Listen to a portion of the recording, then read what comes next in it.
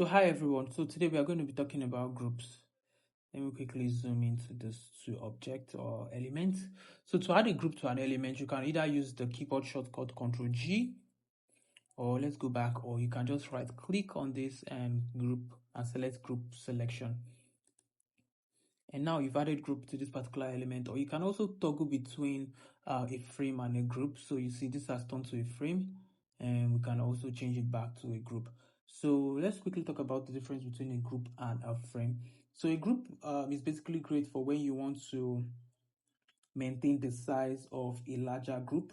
You want the item that are part of that group to maintain the size of that larger group. And I like using this for basically shapes and something like logos.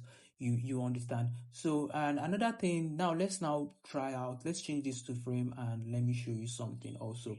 So once you go over to frame now, with frame, you see a frame serves as a box or a container.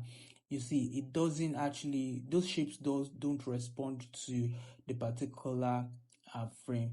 To now make this respond to this particular frame, you will now have to add the constraint. So if you're not seeing this particular menu on your right panel, just quickly click on this icon here to bring it out. And so if we now select, double click on this so that the constraint is now placed at the center.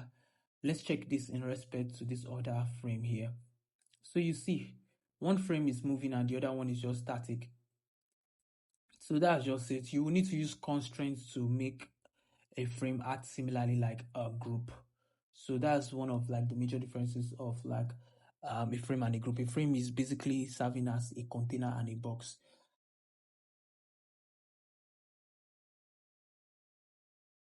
Lastly, let's talk about how to remove a group. So to remove a group, just hold Control Shift G.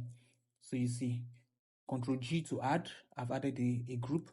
Control Shift G to remove a group.